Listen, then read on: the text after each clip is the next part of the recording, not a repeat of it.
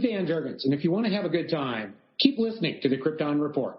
Hey everyone, Tyler here to let you know that Southgate Media Group has a Patreon. That's right. Starting at just $5 a month, you get extra content for all your favorite podcasts on the network. You can listen to Patreon-exclusive shows like This Week in Geek, hear interviews with the podcasters of the network. So just go to www.patreon.com/Southgate Media Group. We are constantly releasing exciting and new things. It's a bird. It's a plane. It's Superman. Jason J. Lewis, the voice of Superman on Justice League Action. This is Mark Wade, writer of Superman Birthright, and you're listening to the All Things Kryptonian podcast, including Superman and Supergirl. We discuss games, movies, cartoons, TV shows, and comics. Find us on Facebook, Instagram, YouTube, and Twitter. Hey, everybody. So here is part 2 of our Voice of Superman. This is from our interview we did for the virtual Super Friends celebration with voice actor George Newbern, the voice of Superman from Justice League and Justice League Unlimited. Enjoy.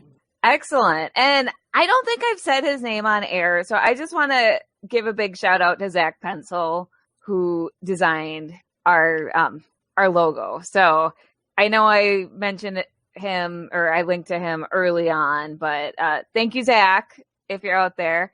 And I see our guest in the green room.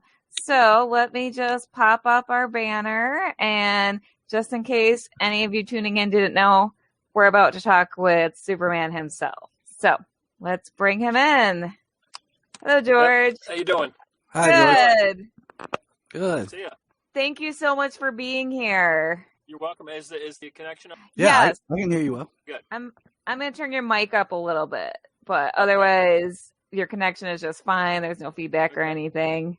All right. So how are you doing tonight? I'm doing fine. Where are you guys looking? I'm in Ohio. I'm talking over you. I am in Wisconsin. Oh, okay. I'm in the birthplace of Superman. Oh, nice. Well, technically a little south of it. It's in Cleveland, Little but south. Okay. close Gotcha. enough. Perfect.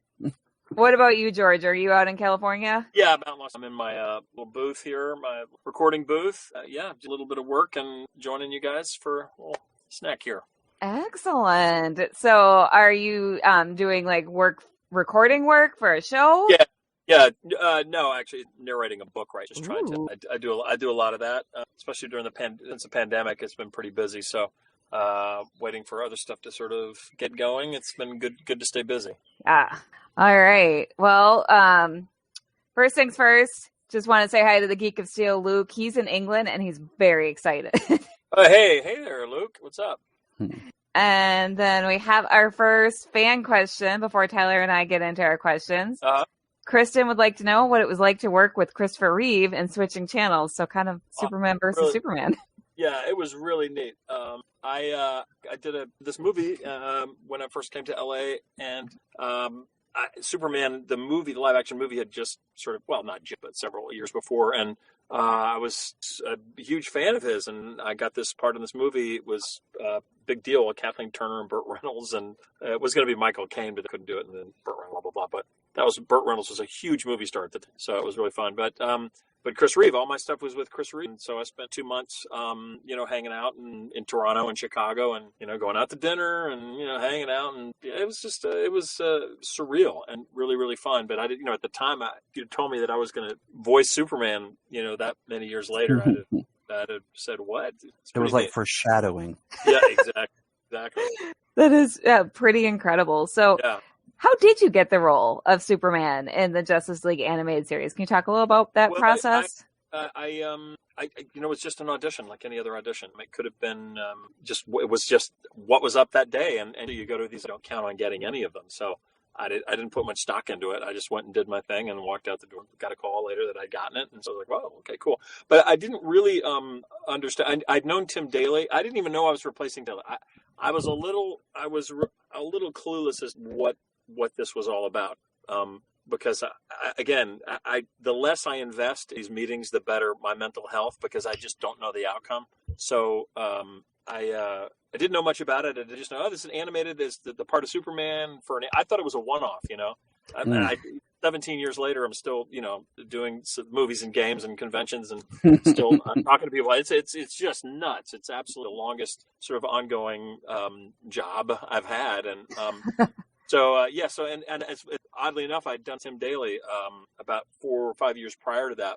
And then I bumped into him on the set of Private Practice, I don't know, 6, 7 years after that. And I said, hey, man, I'm so glad you weren't available. He said, yeah, I know, my God, I didn't keep going. So it's funny. It's funny. I've kind of known all this stuff, my live action. That is cool.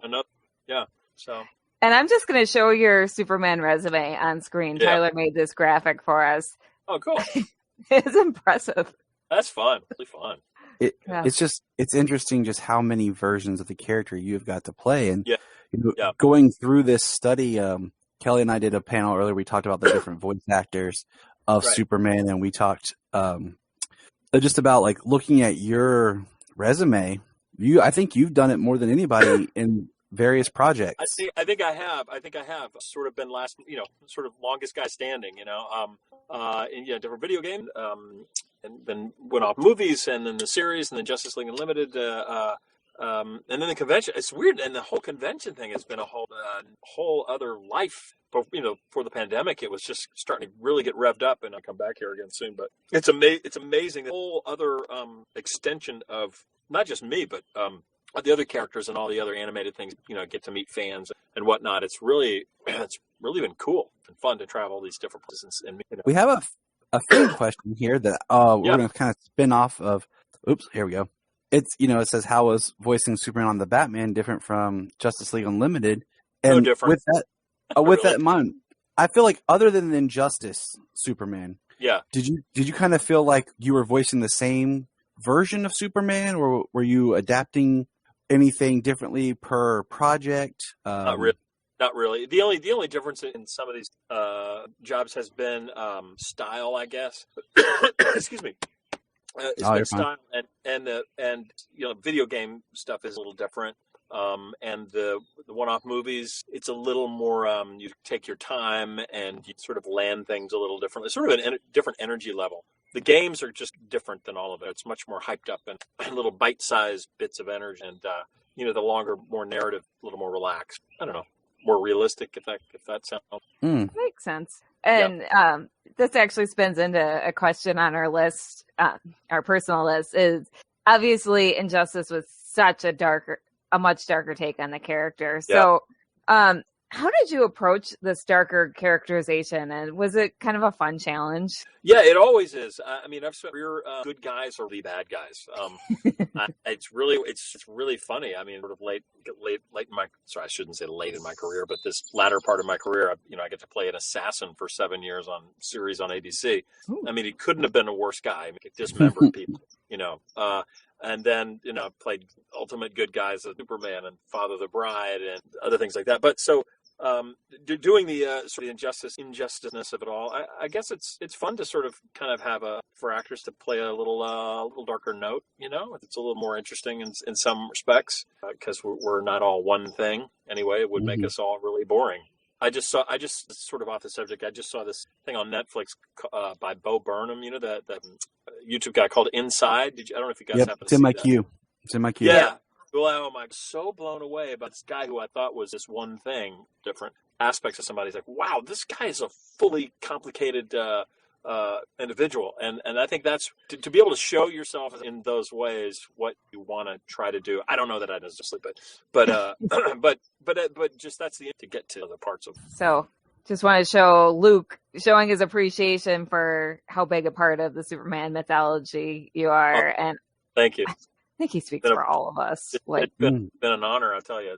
Very rarely do things that you get to connect with folks and have them tell you how much your voicing meant to them as a kid and growing up, and especially with Netflix and these sort of binging availability of folks have been new fans, that have come up who had discovered it as an adult and you on that. So it's really been an honor, especially with an iconic character like that. It was the whole world knows this from the 1930s till now. I just got lucky to fill his shoes, limited amount of gas. I mean, so my wife and I were preparing notes and stuff, and we were talking about, because we watch all the different stuff with our kids. Yeah. And earlier today we got to talk with Jason J. Lewis, who had done Superman for Justice League Action. And we were talking about like our favorite voice of Superman. I was like, I think everyone comes down to George and Tim. Oh. and my wife was like, well, which one do you prefer? And I paused and I thought about it and I said, I'm going to say George. Oh, and I said, he delivered some of my favorite lines as Superman. And just like to highlight a couple of points. Oh, you were very welcome. And I say this with all sincerity. Just like, revisiting some of the stuff like your performance in For the Man Who Has Everything. Right. I love that. I love that episode. So good. Episode. Great writing. And now, writing. as a parent, my son is 6 and my daughter is 4. Mm-hmm. Watching that episode now is even more emotional. Yeah. And, your delivery in that. And then, of course, one of the best Superman speeches of all time is in Justice League Unlimited Destroyer, where, you're talking with Darkseid and you say, right. like walking through the world, like a world of cardboard. And roll of cardboard. Yeah, exactly. He wants to finally break through. And that is one of my favorites too. Great. And great. I will say, just Tim Daly, but I think the writing is different. The writing was different. It was. I agree. And Tim's great, and Tim brought. I think that what he did for that was great too. It was a little more sort of I think my writing and I guess who I am is a little more idealistic maybe, and a little more serious and idealistic, a little more black and white. And I think Tim was a little more sort of a little wisecracking, a little bit to the side and funny, or maybe a little funnier. But I just don't think the writing was as the same. Different. No, more serious take.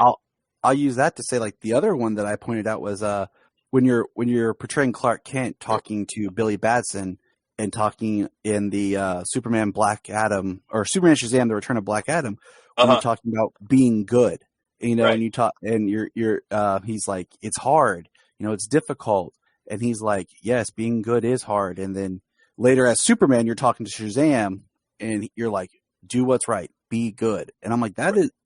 Back to what you said about the writing for your voice, it resonates. Well, thank you.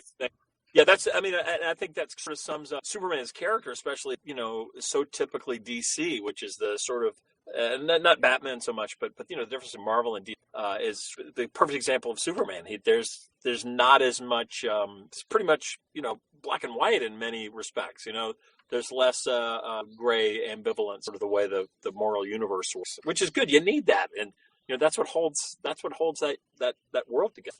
Marvel's just another thing, but which I love, and I think it's. But yes, Superman's writing and with the stuff I got to do really plays to that he is that part of Superman. And that goes to Luke's question here: what does Superman mean to you? So.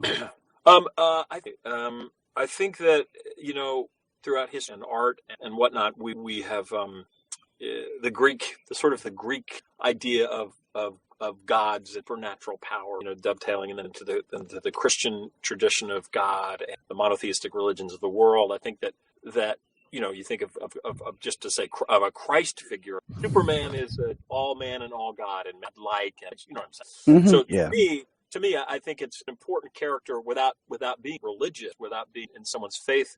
It is a man who who has superhuman and supernatural abilities and powers, and also tries to be fully human at the same time. To me, that is kind of what we all aspire to. We are our flawed selves. We are people that try to get it right and always fall short. At the same time, here's a character who appeals to your better nature and says, "It's okay, get back up again and keep trying to making yourself better and making it better for others." No matter how hard it is. Superman gets the crap beaten out of him a lot. As a matter of fact, I got electrocuted way too much for my. So were they actually electrocuting you in the studio to get actually, realistic sounds? Electrodes really hurt. No, but they were very much about reality. Like they wanted real emotion. I mean, yeah, exactly. So that's how voice acting works. What'd you say? That's how voice acting works, right? Exactly. It's like a shock and reward. The rats experiment. But anyway, that's what it means. Just that I relate to it in that sort of dualistic way that Superman's written. Luke says a perfect answer. Thank you so much, sir. I agree. So before we do any more comment questions, I have my own question. So how did you prepare for the role of Superman? Did you read any comics or watch anything? No, I didn't really prepare intensely, other than the fact that I was familiar with comic books. I had a fair amount of comic kid, but I wasn't really a big Superman comic guy. Or what I didn't really follow. It's more like into Mad Magazine, Cracked magazine. Like I loved Archie and Richie Rich, and that, for whatever reason that was just comic books. But I think that in terms of preparation, the only person I can think of was my big brother, who was an Eagle Scout. He's an orthopedic surgeon. He's 4 years older than me, and he was just sort of the leader of our family. He was like always kind of had a better way to tie a knot and a better way to sort of think about packing the car. And so I looked up to him and just thought, well, how would my brother talk to the people? Superman had all these long speechifying about a lot of stuff.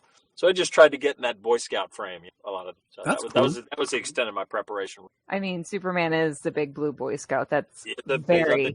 Yeah, he really is. Very accurate. Now, I have a question.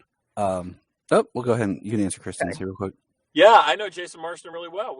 He was Snapper Carr, the reporter Snapper Carr. And so I know Jason's a great guy. And Nashville now or something, Tennessee or something. But we worked together. I'm also going to show this little Texas Metropolis must be right. So. Yeah, right, exactly. Yeah, I also, think every Metropolis taxes are bad. Insurance rates. Of course. Like, no, you can't live there. It's too close to the Daily Planet. No, the liability alone is prohibitive. Okay, Tyler, go ahead with your question. No, this one kind of stems from conversations with my son earlier. Do you think we have hope for an Injustice 3? No, man. I would love it. I sure would love it. I don't know. Warner Brothers sort of has a very disciplined sort of track of what they're doing, and I don't know. I haven't heard much in that way. So I don't know. It'd be great. Crazy fan, wave of enthusiasm. They would do something. I think they've been talking about it for a long time, and I know that Bruce Timm specifically he's said to me he would absolutely do something if Warner Brothers puts their shoulder behind it. You have to wait for the studio. We just love playing that, and he'll always be like, well, in number 3, they should have this character, Daddy, and this character, and when's that one coming? And I'm like, buddy, I don't know. So I thought I'd throw that out there. Yeah, right. I was just happy with number 2 because Black Canary that's my favorite character. Yeah, okay. And she had a great storyline. Yeah. Very, very happy. Pretty good, yeah. So, T. Hawkins, Trevor wants to know has been your favorite live action role? You've had a lot of great ones. Live action role. Wow. Fun and ones. I think the last one I did was maybe one of my favorites was Scandal on ABC for 7 years. That was one of the best characters I've gotten to play, which is a kind of a bad guy. He got to be bad and funny and get the. It's tough. It's tough to beat that. But I've had a lot of really, really fun ones. That brings me to my question. Yeah. I think I did the math correct, but so it'd be about 1998. What was it like being on the set of Friends? It was a blast. It was a blast. I was friends with Dave Shaw to college, and also Matt Perry was an older friend, and Lisa Kudrow was my the Groundlings improv troupe right before she got it. I was taking class from her. And so I kind of knew them, and I was supposed to test for David Schwimmer's part, and I chose a different show to do. Stupid. So I think Schwimmer would have gotten it. Schwimmer would have gotten it anyway. Obviously, wanted to, but it's weird as an actor. You go to these pilot auditions, and everybody auditions. They test 4 or 5 people, and then so anyway. So I chose something else, but so anyway, to get to do that show was a blast. To come in and do it, and the writing is just so. When the writing is that funny, it's just a pleasure to do. Otherwise, you feel like you're trying to, start a car with no gas in it. That's usually the case. That's usually the case with sitcoms. It's terrible. But that was a great one. That was the first time that I put the 2 pieces together when I was younger of the voice of Superman and your live action work. The Yeti. I was watching it, and I was like, wait a minute, I know that voice. Wait! Oh my gosh! Wow! He was on Friends. Yeah, it's funny. I can't believe it, and I don't have that distinctive voice. But sometimes when I'm on the phone with different people, like an airlines representative or whatever, AT&T guy, whatever, I've had people stop with us. They go say, "You're the voice of did you do Superman's voice?" And I don't have that distinctive voice, honestly. So I'm shocked. There are some rabbits who really hear it and go, "Oh my God, you're the." That is funny. So Kristen wants to know, what was Dixie Carter like? Dixie Carter was an angel. God, I love her and I miss her. She passed away a couple of years ago, and she was an angel. And I got to when I first came to LA. That was my first job in Los. I got to LA in September, and I had an audition weeks later. and the producer was from my hometown in Arkansas, and he was a football coach when I was doing children's theater in Arkansas. But they called me in for the audition, his wife, and wrote it.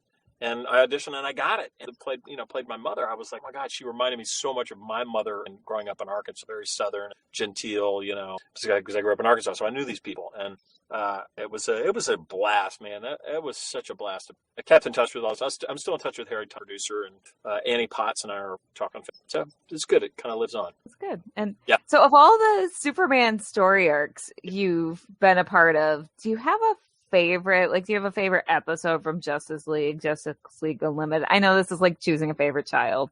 No, I think there are some. Living in a world cardboard, I love For the Man Who Has Everything, which you spoke about before. I loved. I can't remember the episode because I go to these conventions and so many people know the episode names way better than I do, and what part and what lines I said, which I can't necessarily. What is the episode where good and evil Superman, Brainiac, whatever that episode was, where I got to play evil and it's together in the same frame, was so fun. I mean, Superman, he was sort of crazy. Just sort of crazy Superman. I don't remember the episode. That was, another great, and like we were talking about, like the lines that you delivered in the speeches was, that you got to adapt the film version of Whatever Happened to Truth, Justice, and the American Way, which was Superman versus the Elite. Yeah. And I'm just, like, as we're talking, I'm sitting there thinking more and more like, man, you did get some really great writing for your Superman to perform. Yep. And that is, it's pretty impressive because, I mean, yeah, so fun. A lot of people never, like, with all the different people we've talked about today who have voiced Superman or the live action, like, you have probably the most iconic moments for the character. Well, I sure, I do what I'm told. So, that's how I do. That's why I got married. She's probably watching and thinking, "Oh no, he said that." But yeah, that's what I always say. I got married, so I didn't have to make decisions anymore. Oh gosh, happy wife, happy life. Yeah, you're best off not make. Well, you got to figure out a way to. She says, and then if you can get your word in edgewise, do it, but do it nicely, because otherwise you're miserable. I've been married for 31 years. Congratulations on that! Wow, that's amazing. Congratulations! It's been a good journey and hard journey, but fun. Kind of like life. Yeah. One of the questions I wanted to ask is, when you were asked to audition, or were you just they just said, "Hey, George, can you come do this?" When you were given or played Steve Trevor, were you sad they didn't ask you to do Superman? Like, hey, we're doing a new DC movie. Come be Steve Trevor. It's weird. When I was doing a couple of games, they would do one-off movies, and they would have a different Superman, and whatever. And at first, I was like, Andrea, what do you mean it's a different Superman? Well, and then, I just got philosophical. Like, you know what? It's okay. Everybody can do a little bit. I got to do my thing, and clearly, just I get to keep living. Keeps going on. Whatever this incarnation of it is now, it's fine by me. But at the time, I was a little, but no, it was fine. I'll do it. Steve Trevor, I'm an actor. I'll go do it. So. I mean, Steve Trevor is a pretty awesome character. Like, he gets underrated, but no regrets. All right.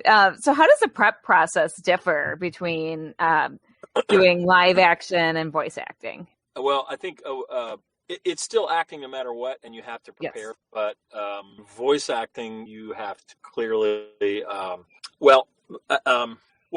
on camera, there's a lot that's portrayed by what is okay. So you have to the preparation, physicality of the character, and all of that. That's the main difference, because on the camera you're not seen. If you don't see what's going on, whatever the animator did, they give a look. That's on the animator to do that.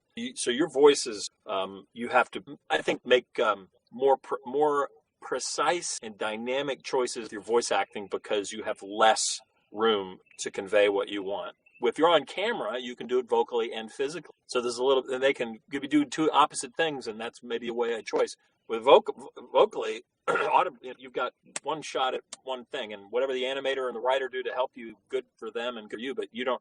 It's less control, I would. So preparation, not any less thorough. It's just you have less, so you have to be more surgical in your preparation for voice work. Does that make sense? Yeah. That totally makes sense. I mean, that that's been the theme of the weekend. We had a panel with some of my friends who are voice actors, and you were the third celebrity voice actor on top of my friends. Yeah, it's been a voice acting weekend. Fun.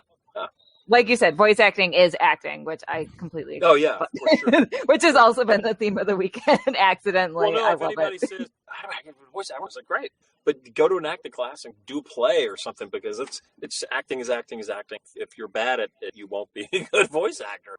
So and you can be a very good actor, but be a bad voice. A lot of it is the instrument, and some people have naturally resonant voices that you can't just have it or you don't have it. Mm-hmm. But then after that, a good actor, a bad actor. Someone like Clancy Brown is a friend of mine who plays Lex Luthor, right? And his head is huge. His literal cranial cavity is large, and his voice, he'll say hello. It's just natural resonance, just vibrates in his skull. So he's going to sound amazing doing anything. Yeah. And if he's a great actor on top of it, even better. Someone like me who's got an average-sized cranium. And I was a singer. So I have facility, but I don't have any sort of thing that jumps out and says, "Wow, I love that scratchy voice that guy had." Wow, he's like, so more work on my end to try to kinds of characters and voices. It's harder for me because I have to stretch away. So what you were saying just a moment ago about the choices you make, like physical, I think that would translate back to where you were saying that some actors just aren't good voice actors because they're used to maybe communicating more in the physical realm of. Right. I mean, like right now I'm talking with my hands. I do it all the time without thinking about it. It's very hard for me to like just sit here, hands down. So that would make sense to being a great actor, but then it doesn't translate to being a great voice actor. Right. And it goes absolutely. So how did you get into acting? I started doing theater in Little Rock, Arkansas, 12, and I just liked it, and it was a really good program where I was, and I started. I don't know. I just kept doing it, and coming from a small town, a lot of people have small town eyes in the sense that they're like, okay, I got to do something exceptional. I do something that's really different, and maybe I was a show off, or was third kid of four, but I wanted to. And it was different. That theater was where it was something felt magic and different about it, And I, as it turns out, I did have ability. It's not always the case, but I was a ballet dancer and a singer for a long time. That was my first. I did musical theater, so that was all I did until I was in college. Then I started branching out and doing other stuff. So I became an actor because, to me, it seemed like kind of a magic place, a different dark world, a dark, quiet box where stuff happened was so cool. I don't know how to describe it. A great play or something is something like silvery, and there's something like kind of magical about the darkness and the single spotlight on someone that you go, oh, there's something happening here. I guess you could analyze it. It's cavemen, around a fire or stories or whatever. But for me, being in Arkansas, and he felt different. I wasn't a regular. But who is? I'm normal, but I wasn't, or try to do something. You're among the freaks and geeks here. I don't think any of us were regular kids. Yeah, I was definitely not a regular. I and I was in the South, and so I'm surprised I didn't get my butt kicked on a regular basis. I didn't, but you know what? It actually made. I was proud of it, and I was good at it. I was good at the things that I did, and if you kind of hang in there and just own it, people who are quote unquote whatever more conventional people in your world respect you when you have a conviction about what you love to do. So if you're convicted and passionate. People respect, unless you're a serial killer. I mean, yeah, maybe don't follow that passion. Yeah, maybe don't. Please. There's some issues there. Yeah, clearly. So now, is there any projects you have coming up that you can talk about? I know that a lot of times actors are like, can't talk about it. No, before the pandemic, Broderick played Christian Slater's lawyer, and that came out, a couple months into the pandemic, and after that was locked down. There was nothing. So, and then sort of political change in the world and Floyd and all that stuff. And we've had just a big change in projects being done and stuff. So at least on camera for me, I've just had that much, 57-year-old white guys. There's just been there has just been less by name totally. So there's been a lot less activity that way, but voiceover stuff has actually stayed pretty busy. So I don't have any projects to talk about necessarily yet. Hopefully, don't take that comment out. You know what I'm saying? It just means that. Oh no! My world, no! They've been writing for me for 30 years, and now finally. Yeah, no, I'm not as busy. Oh, no, George, we're tabloid news. We're gonna splash a headline and be like, George Newbern, angry old white man. No. Well, no, that's Also, that's you're. Brinkman. I did not mean to call you white. Okay. No, oh my gosh, I did not mean to call you old. I'll talk now. It's been a long weekend. I'm Yeah. the Okay. whitest Drop man me in out, America. Tyler. It's been a long weekend. I'm the whitest person in America. Look at me. So, Hey, here's a great question. Yeah. Thank you. Would you like to go back to musical theater or acting on the stage again? I would love to do if it comes up again. Although I must say, so much do a lot of book narration, and it's exhausting, and it kills my vocal cords. It wears me out. So I've been doing so much over the last 6 years that I need to do a musical again. I would literally have to stop narration, I think, for 4 or 5 months and just literally rest and build up again. And then I would love to do it, but I don't know. Maybe that'd be great. We had a comment earlier, and I feel bad for missing this in my research, but it's been a busy time as I'm preparing to move. That you voiced and did the audiobook of Sean O'Connell's book. About Zack Snyder's. Yeah, Justice League. Yeah, I did it. It was awesome, really cool, really fun, really neat story. I felt horrible because I interviewed Sean earlier. And somehow I missed that. Like, here I am. I'm like, I missed two things here.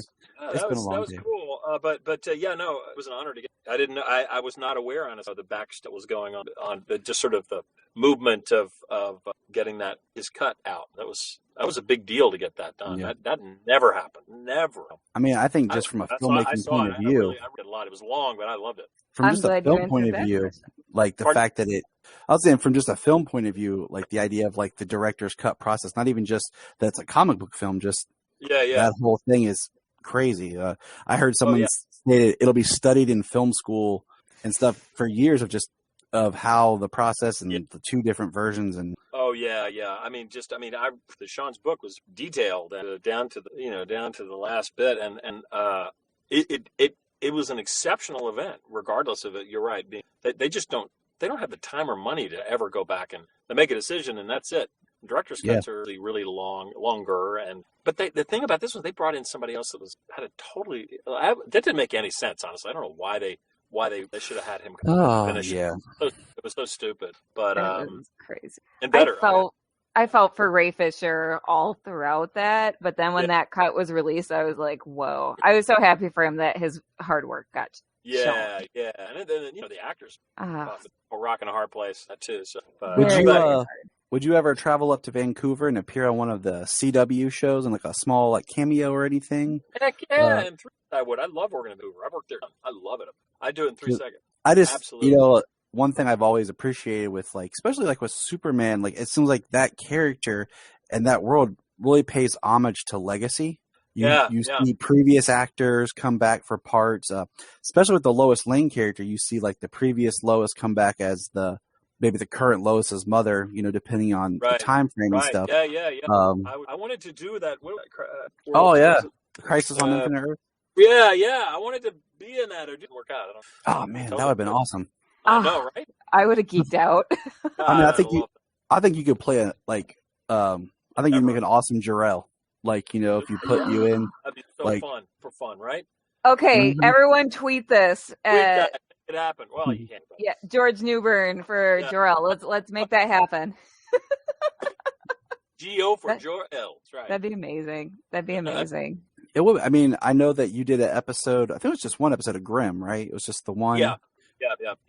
That was one of those like shows. And what's funny about that show is like the fact that the actor who plays the Grimm, I always say, man, he'd make a great Batman. I tell my wife all the time, like when that show first started, and then he voiced Batman because for the longest time I was holding out like he should be Batman on CW. Who was that?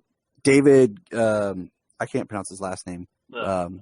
David starts with a G. I'm horrible with name pronunciations unless I hear it. But Guggiar. Yeah. Okay. Yeah. I think I know you. So yeah, the main Grimm. The main Grimm. Yeah. So George, do you want to talk a little bit about the other audiobooks you've worked on? I'm a huge audiobook fan. Gosh, I've done 400 and you can go on Audible and check them out. I've done a ton of biography. Gosh, just a Dr. Dolittle, The Voyages of Dr. Dolittle. I'm doing a book I'm doing a biography now about Doug Tompkins, the guy who gosh, he was CEO of Esprit Company, and he was a big conservationist. Just recently passed away. So, but gosh, there's the. Go to Audible. You check it out. That's 400 books so far, and done a bunch of. I did all the Otherworld series by Tad Williams, and that was bananas. I get these books, and the science fiction ones especially are. I had 150 characters in one of those books, and I have a big list. I write the characters' names down. I have to assign a voice to them, and I have to refer and remember track of who's talking and what accents I can do. And that's the other thing. I don't want to appropriate accents at the same time. If it says someone's Indian or, Hispanic and I'm having to do all the characters, you're in your car listening to this book, you've got to differentiate them, right? So, right. I just happen to be the narrator, so I'm trying to be sensitive. Yeah. It's crazy. It's a whole nother thing. So, how do you prepare for like the audio book? Because I was sitting here thinking as you were talking, it is a complete other animal because you're acting, you're directing yourself, you're acting all the characters, you're editing it. As I've got Pro Tools up here, just show you my session. Get it to come up here. Where is this? Hold on, computer here. So this is swing it around here. That is what I'm working on right now. So that's the waveform of the book, right? So like wherever I am, I'll go here and I'll record. So this will my days. So this will give me 3 seconds before I'm talking, and now I'm recording us talking right now. That's happening. But anyway, so that's what I do, and what I'm actually talking to my iPad, swing it over, and I've got the text here. So I'm basically got one hand on the mouse and my left hand scrolling down and reading and watching the waveform. So it's like this, you're doing this, at the same time, patting your head and rubbing your stomach. So the audiobook world is very different because you have to sort of a jack of all trades. It sounds like it. It's really interesting, and it's actually the hardest thing. It's way harder than on camera. It's way harder than anything else, and it pays the least. So there you go.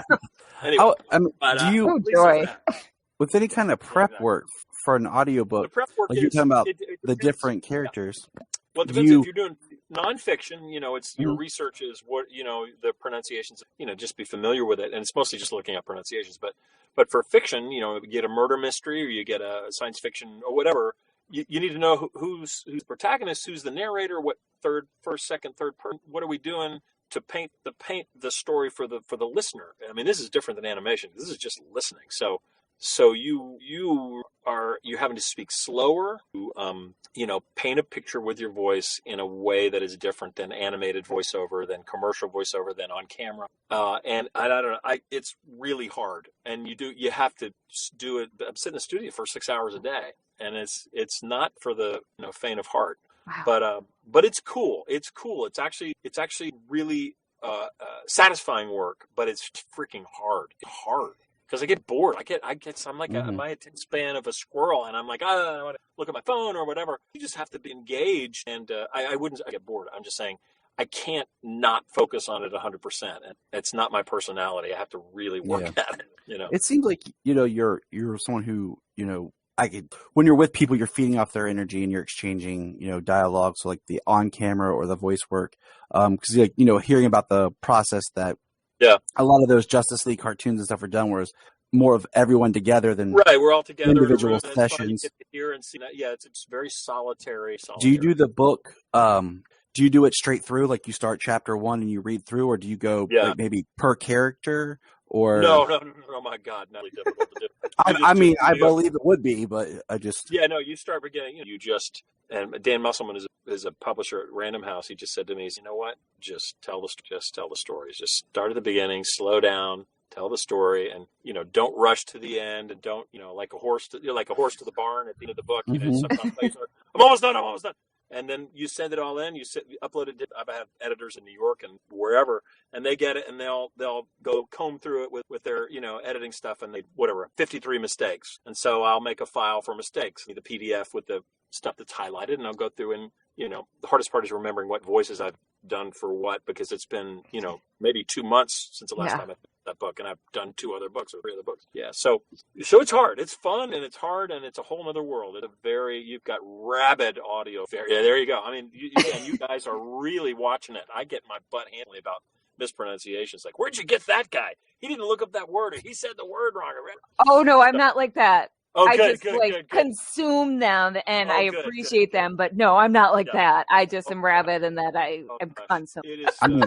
with fiction, it has to be crazy. Like, you ever call, like, do you have access to, like, the author? Like, hey, how do you properly pronounce this character so that, you know, what you communicate and what I communicate is the same? Because I think I remember reading the story, like, the Harry Potter, like, the person who did the audiobook for the first Harry Potter book mispronounced Voldemort's name of how the author intended it. And then because of the audiobook, it stuck. And that's why everyone now says it the way that it was on the audiobook. Oh my God, I can't even tell you. I've run into that a couple. But the good news is I've got a search function on when I've got the PDF. It's called iAnnotate, and I'll punch in a word like character's name Stacy. I'll crap, is a person all the way through? How is this? And Stacy comes up 450 times. Boy, I better get that right. I better make sure that I know that she's, you know, Irish or Indian, whatever. And then, but another word comes up 6 times. I think, if I screw it up, I can pop it in 6 times. 400 times is a problem. Yeah. You know, to go back and read, that's hard. You got to make sure. Kristen is saying Jim Dale, which that was. Totally. I've mastered. I've had to do books that had equally amount the number of characters. It is a crazy making time, but it's fun. It's really fun. Yeah, like Jen says, this is super interesting. Like, I'm going to have a new appreciation as I listen to those. So thank you. Yeah. Listen, it's easy to be a bad narrator, but it's really hard to good, or, you know, your brain is like, it's like kind of pulsing. You're just trying to listen to it as a symphony, and at the same time, make sure that the gardener, when he goes by, the noise isn't in a thing. You know, I kind of hear. It's crazy. It's fun. It's fun. It sounds like a fun challenge. It sounds like you don't shy away from a challenge. Clearly, no, I don't. I like this. I hate to get waiting by the phone. It's not good. This is something I don't wait by the phone for. I get to work, and I have relationships with publishers in New York, and thank God they've generous, good work, and that's great. I'd stay busy me, happy life, happy me, happy wife, happy life. Well, in this last year, obviously, like we discussed, it's hard to stay busy and stay sane. Yeah. No, it's so true. You know, they say that. What do they say? If creative people aren't creative, they create problems. Yeah. That's kind of the way it is. That's accurate. So creative people need to stay busy at something creative in some respect, or else that's why you have so much, you know, dysfunction, I think, with actors, writers, directors who turn into themselves and drink and do drugs, and the whole thing is just because they either have too much outlet or not enough outlet for who they are. So very true. Have you done any other virtual cons in the last year? Say what? No. Anymore. Oh my gosh, I am botching this interview. I am sorry, George. I showed up as Lois Lane, and then you got like bargain basement Lois Lane, whatever that is. What? No. Okay, have you done any other virtual conventions in the last year? A bunch of Galaxy. Gosh, I don't even know. I don't know. GalaxyCon, I guess, just done a bunch. I don't know if they were specifically a certain city or not. I don't even know. I've done a ton. I feel like once you start saying yes to one of the bigger conventions, they just keep asking you. Honestly, hopefully, I want to get funner and longer when you get to some more people. But otherwise, doing stuff. I completely agree. I miss in-person cons. Like that's why we started this, was to kind of take the place. And of course, it's good for a while. I don't think take its place, but it's good as a bridge. Yes, but luckily things are starting to get back to normal. Yeah, absolutely. Kristen says we hope to see you in Metropolis for hugs. Yeah. Yes. And now, George, I'm going to bring someone on who, his name is Trevor. He is an artist, and he's donated 3 pieces of art to our Actors Fund giveaway. And what he does for a lot of celebrities is he actually paints for them. And so if you're all right with it, I'm going to bring him on so he can show off his art and like give you a spiel, because he would like to give you some art. Oh, cool. That's lovely. So welcome, Trevor. Hi, Trevor. Hey, George. How you doing? Where are you? I'm in Norcross, Georgia. Norcross, Georgia. Basically like North Atlanta. Okay, north. Nice. Got it. But cool. I like your hat. Oh, well, thanks. It's one of many. But I just want to say thank you for all you do and you've done with the Superman stuff. Made my life a lot happier. Thank you. But when I started going to the Superman celebration, like in 2008, I'm an artist that does pop culture stuff. I call my work intuitive pop, because it's basically like if Monet and Warhol had a car crash and their work collided, that's how I feel about it. Yeah. But That'd be crazy, well, you can be the judge in a second. But I usually, when I meet celebrity, I just decide to say thank you. I do 2 paintings, and usually I would do one in an arena that they do well, that they're known for, and then usually I might dig something obscure. In your case, I'm strongly tempted to do 2 Supermen, but anyway, here's was the one that Helen Slater signed for me. Like, she didn't keep this one. This was her. Oh, that's neat. That's neat. Smallville. Cool. Diane. Neat. And Jeff East. Yeah. Nice. And I got both of their signatures on different years. Cool. This was one of my first. It was Ned Beatty. Oh, Ned Beatty, nice. I've worked with Ned Beatty. Ned Beatty was in Margot. Nice. Sure. Very nice. And as far as the voice, this was I'd given a painting to Tara Strong, and I did this one. Kind of did a mashup between. Oh, cool! Yeah. Between several of her voice parts. Cool. Love it. So anyway, I would love to send 2 things on to you through your channels. Thank you. And if you would autograph one and send it back, that would be. Sure will. That'd be great. Oh, yay. But thank y'all. And again, thank you.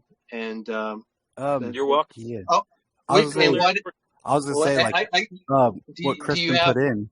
I don't know if anyone saw. Ned Beatty just passed away. Yeah. No. Just now. Oh, my. Kristen really? put it up. Yeah, she put up a little bit, and I was checking. Yeah, it just, I pulled it up, and it was looking, at 2:58 p.m. today. Sorry to hear. He's a great guy. I really liked him. Wow. It's crazy. Yeah. Yeah. Well, we're not getting out of this alive. That's oof. Well, anyway, if anything comes to mind, like what anything that you would like that you've never had before in the way of fan art, or speak now, or then deal with my joke. Yeah, thank you. I appreciate whatever you. It's great. Okay. Thank you. Well, thank you, and thank you very much. Thank you. Nice to meet you. Stay cool there. Enjoy. Oh, it's 93 here today. Oh gosh. Thank you. We're just getting started. I know. Oh my goodness. I remember I grew up in Arkansas. Oh my goodness. And Trevor, before I drop you out again, thank you again for donating. Like, I really appreciate it. And I'm going to drop you out. Okay. Thanks. Bye, Trevor. Thank you, buddy. Bye.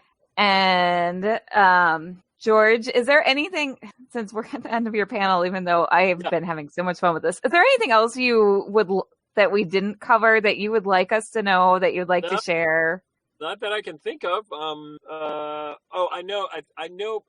The guy who does my voiceover stuff has a link. If you want to put it up, it says CelebWorks. They want to do autographs or whatever. I think there's a link. That's right. Thank you for reminding me. And I think it's either, I don't know how you put it up here. You can put it up there, actually. I don't know how you, but if they wanted to do autographs and stuff, they can go to that and they send it back out. Yes. Let me just pull this up and I will do a little.